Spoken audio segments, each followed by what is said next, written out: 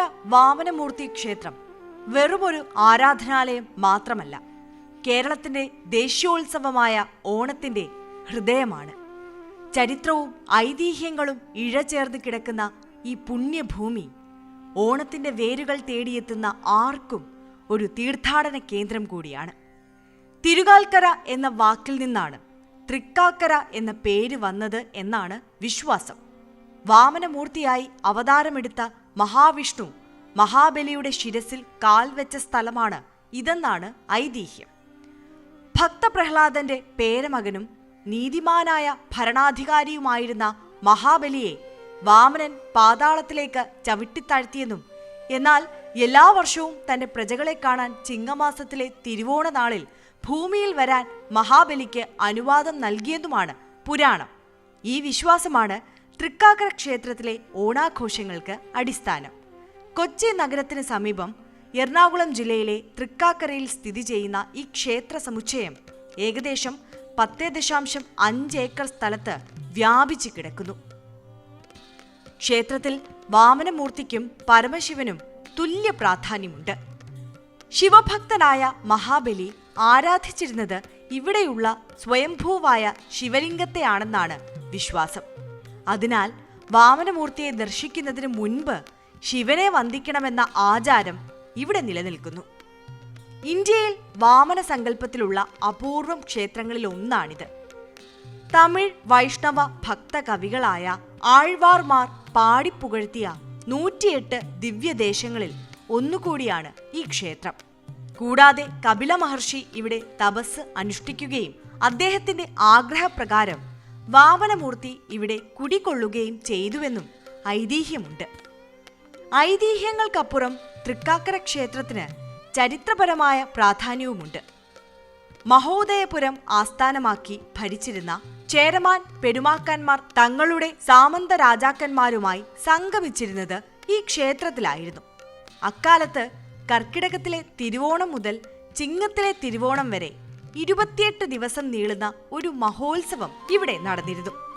ഈ ഉത്സവത്തിന് സമാപനം കുറിച്ചുകൊണ്ടാണ് ചിങ്ങമാസത്തിലെ അത്തം മുതൽ തിരുവോണം വരെയുള്ള 10 ദിവസത്തെ ഓണപ്പൂരം നടന്നിരുന്നത്. ഈ യോഗത്തിൽ 56 നാട്ടുരാജാക്കന്മാരും 64 ഗ്രാമത്തലവന്മാരും പങ്കെടുത്തിരുന്നു. ഒരിക്കൽ ഈ സമ്മേളനത്തിന് തടസ്സമുണ്ടായപ്പോൾ തൃക്കാക്കരയിൽ എത്താൻ കഴിയാത്തവർ തങ്ങളുടെ വീടുകളിൽ തൃക്കാക്കരയപ്പനെ പ്രതിഷ്ഠിച്ച് ഓണം ആഘോഷിക്കണമെന്ന് പെരുമാൾ കൽപ്പിച്ചു. അങ്ങനെയാണ് ഓണാഘോഷം കേരളമൊട്ടാകെ വ്യാപിച്ചതെന്നാണ് ഒരു വിശ്വാസം.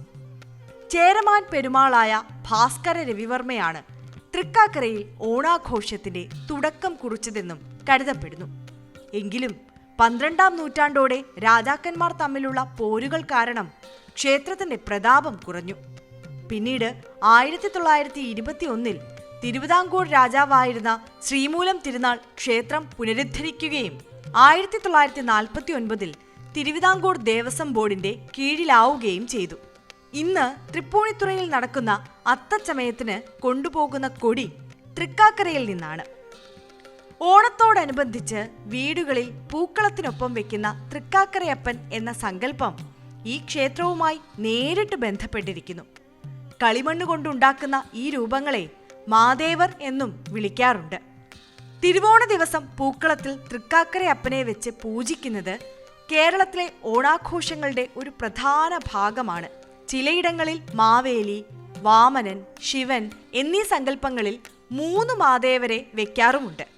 എന്നാൽ ക്ഷേത്ര ഐതിഹ്യപ്രകാരം തൃക്കാക്കരയപ്പൻ മഹാവിഷ്ണു സങ്കല്പമാണ്. ഉത്രാടം മുതൽ തൃക്കാക്കരയപ്പനെയും തിരുവോണത്തിന് മഹാബലിയെയും വെക്കുന്നവരുമുണ്ട്. ഇതിനു പുറമെ മുത്തശ്ശിയമ്മ, കുട്ടികൾ, അമ്മി, ഉരൽ തുടങ്ങിയ മൺശില്പങ്ങളും വെച്ച് അത്തം മുതൽ തന്നെ ഓണത്തെ വരവേൽക്കുന്ന ആചാരവും പലയിടത്തും കാണാം.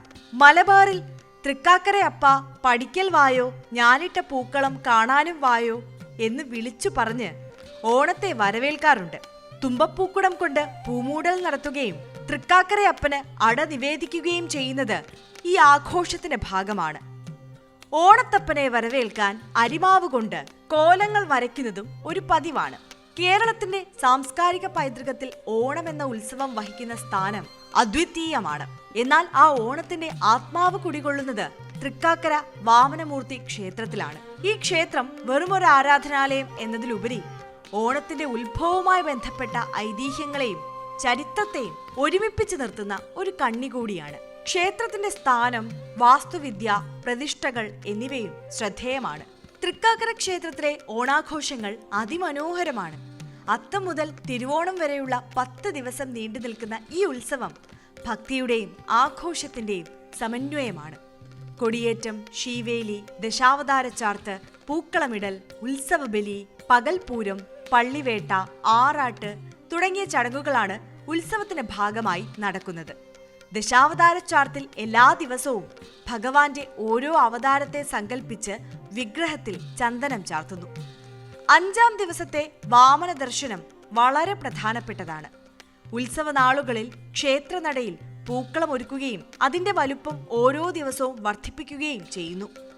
അവസാന ദിവസങ്ങളായ ഉത്രാടത്തിനും തിരുവോണത്തിനും ജാതിമത ഭേദമന്യേ ആയിരക്കണക്കിന് ആളുകൾക്ക് വിഭവസമൃദ്ധമായ ഓണസദ്യ നൽകുന്നതും ഇവിടുത്തെ ഒരു പ്രധാന ആചാരമാണ്.